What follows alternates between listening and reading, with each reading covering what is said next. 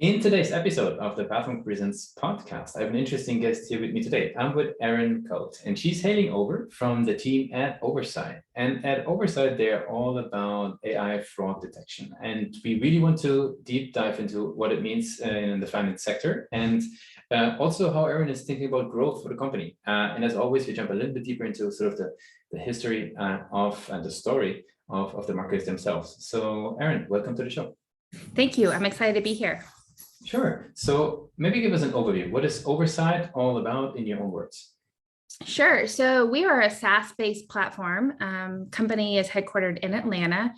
We work with finance organizations, more enterprise level, where we have an AI software that will go in and help audit their travel and expenses, or basically just all their spend platforms. So mainly we do focus on the T&E and payables platform, where we're able to help them spot the patterns that they normally wouldn't see if they were doing manual audits.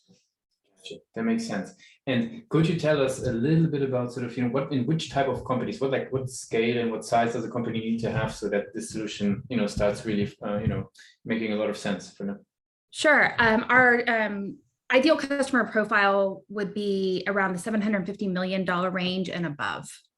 And we work across most industries. Our target industries really are manufacturing, high tech, government, municipalities, higher education. So think like large universities,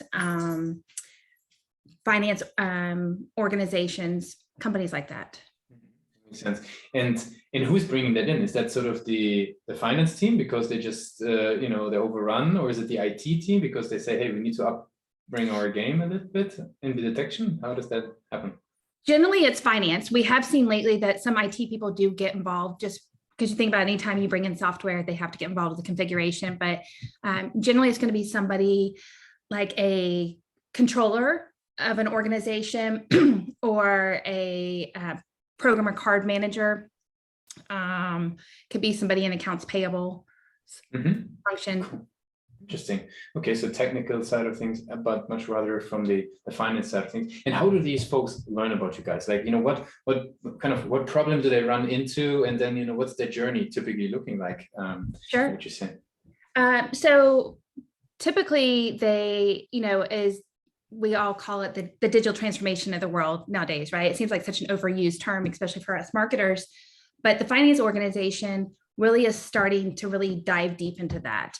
And now they're at the phase where they're starting to implement the technology. They've realized the pain that they've had. So often they deal with resources. You think most finance organizations, when you typically look into it, they're older.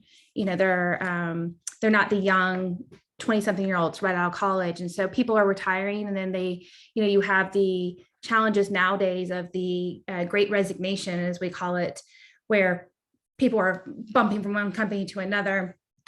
And then also it's just budgets too. Sometimes you don't have a budget. So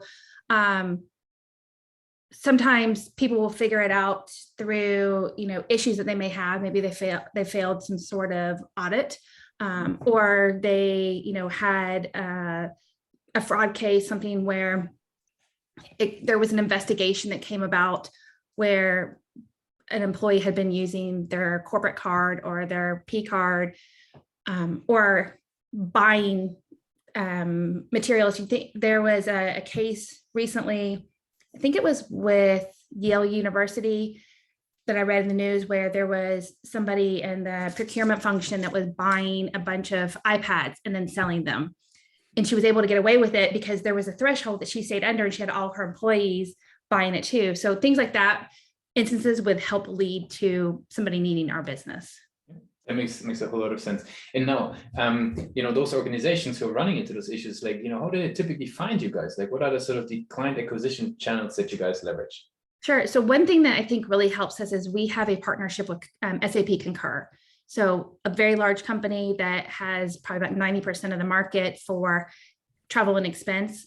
That really helps, but also it's word of mouth, other partnerships too, our customer referrals, being at events, advertising, outbound calling, either by our sales team or our SDR team. emails that we do, different things like that. Just think of the whole marketing mix. That makes sense. And what role do you feel the website plays? Like, how do you as a marketer think about the website for Oversight? So the website's really important. And that's actually one of my big projects right now is we are slowly updating it. We hope to later this year to completely do a whole overhaul and revamp of it. But in the meantime, we've been able to do page by page of trying to give it more of an aesthetic look and feel and making sure that the right content is on there. I have hired a digital agency back in January, I believe it was, who's done an amazing job helping us with making sure that our SEO is up to date, that we have the right keywords. We're constantly reviewing them, having them review our blogs, optimizing them. And I've seen a huge difference. So I always tell people your website is like your front door. You know, you want to have a really good presence because that's at the end of the day, it's your number one demand gen tool. That makes sense. I mean, what is something, because you were looking deep into the website, like where do you personally feel like, because a lot of marketers, you know, they're always very critical with their own websites that they work on. So, you know, what would you say is like a major strength of the page at the moment versus where do you see the biggest room for improvement? I think the biggest strength now is probably the content on it. The content is relevant. The biggest opportunity would be user journey. Sometimes it's a little cumbersome to try to navigate, and I would like to make it a more seamless process. That makes sense. Is that actually, I mean, that might be even going beyond your time at Oversight, even in prior situations. Like, what have you learned over the years? What makes you know, what are tools, approaches, methods maybe to, you know, generate more value, more, I don't know, demos, for example, from the website? Is there anything that you picked up over the years that you found helpful when it comes to, you know, getting more results from the pages? Yes. So one, I think, is having the right content on there. You don't want to just slap up anything. You want to make sure that it's right. You really have to make sure that your content speaks to your ideal customer profile, right? It's not just you think, you know, you have to do some research to really figure out who your ideal customer is first, and then have the content developed around that. I also think having it be a very simple website versus very complicated, having to click on page after page, because the more you have to have someone click on something, I feel like they're going to get frustrated, they're going to drop. Makes sense. Now it's very interesting. I'm very curious then to see how the new website also turns out as you guys are moving along on that. I would love to switch gears a little bit. We talked about sort of what you guys are doing. We talked about how you're thinking about the channel, how you're thinking about the website, the role of the page. I'm curious to learn a little bit more about yourself as a marketer. There's so much content out there, right, that marketers could read to educate themselves. There's case studies, blogs, whatever. Like, where do you like to keep on educating yourself with all the noise out there?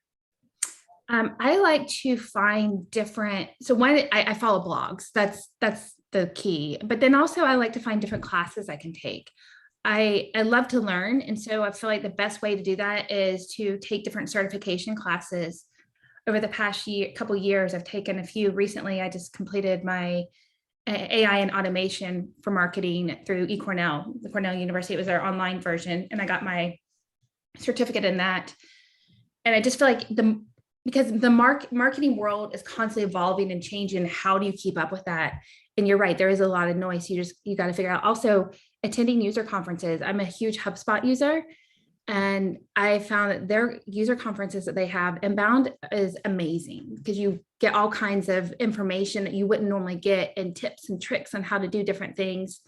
And then collaboration with peers too, you know, sharing best practices. I still do that. My former director of digital and I are constantly talking. We talk at least once a week, sharing different ideas that we've come up with and how we can do things and just help us each improve our careers. Very cool. Like a nice combination of like blogs, like written content, events, and then peers. Very good. Yeah. I have some rapid fire questions at the end, since we're slowly moving towards the end of the interview already. A couple of questions to get to know you and your journey a little bit better. Are you ready for those? Sure. What is the last book you read? Might be business, might be completely different topics. Yep, it's called How Not to Suck at Marketing. Okay. By Jeff Perkins. It's a business book, but it's funny, engaging, and just very insightful. What is one single thing that your company is focused on the most at the moment? Growth. If there would be no boundaries in technology, So basically you have a magic wand. What's the one thing you would fix for your role today? Being able to actually see who's engaging with your ads on a contact level. What is the last thing that kept you awake at night about the company? Why is the campaign not converting? And for the last question, I would like to do a little bit of time travel with you, if you allow. Let's go maybe back to, the days of, let's say, maybe let's even go back to Cancer, right? Like Cancer State, right? So you've been actually doing a lot of, as you were saying, a lot of certificates and had a lot of them to choose from. What would be the advice that you would give yourself for your journey in marketing and business? Learn as much as you can. Try to really soak up, be a sponge, but also listen, build a really good peer network that you can share information between, just to constantly learn and read as much as possible. And then just practice. You're never going to be perfect at what you do. And you're always going to make mistakes. It's okay to make a mistake, but learn from your mistake. Just because something doesn't work once doesn't mean it's not going to work. Just figure out exactly where did it go wrong, and then tweak it again and just keep trying. I was told, because I'm a big tennis player, that one of my former tennis partners said that she had a coach that told her one time, try something 7 times before you give up. If you try it 7 times, doesn't work, then you can stop.